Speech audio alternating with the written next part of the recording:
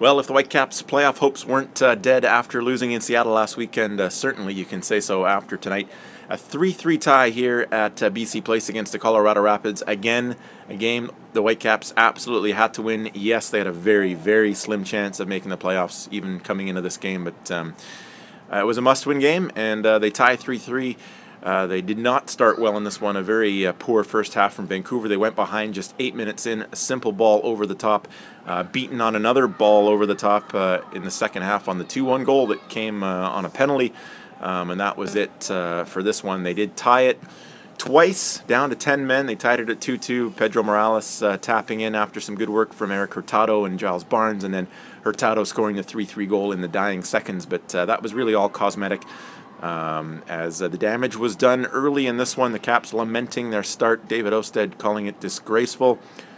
He said, quote, it's all a little bit of a mess right now, which pretty much describes this season. Carl Robinson similarly very upset with the way they played the first 45 minutes. Sounded genuinely surprised that the fans didn't boo them off the field at halftime. Praised the fans for their support tonight. Maybe that was just a sign that people have already written the playoffs off and they were just hoping to be entertained tonight. They got an entertaining second half at least. People seem to go home at least with something to talk about, something to cheer them up. With the 3 goals, we haven't seen 3 goals a lot here at BC Place, but 3 conceded again. Way, way, way too many this year. The Caps have been very, very poor defensively, and that bites them again tonight. So mathematically, they are not eliminated regardless of what happens later on. Portland and Kansas City playing in the late games tonight, so are Seattle and San Jose. But it really doesn't matter. The Caps can run the table, win 3 more games, their last 3 games, finish with 44 points. That is not going to be enough to make the MLS playoffs. So a long, interesting off-season ahead, as we've been saying for a while.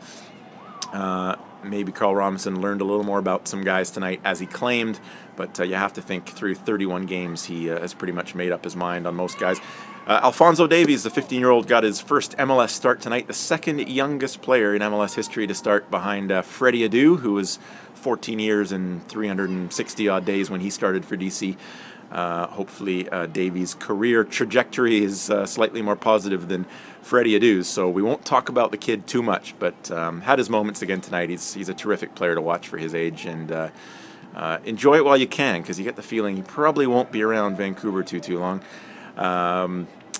Other points tonight, Giles Barnes looked a little brighter, certainly had some moments for Vancouver, and otherwise game devoid of too much in the first half. He had a couple of good runs, got in behind a couple times, but really it just sort of, you really have to dig deep to find too many positives right now. Heart, character, grit, determination, all that stuff, you can certainly give them some credit for showing that when down to 10 men, but the question is, why does it take them going down to 10 men? Why does it take them getting to the second half to show these kinds of things over the course of 31 games? We have not seen any of that stuff. Any of those intangibles, certainly not nearly enough.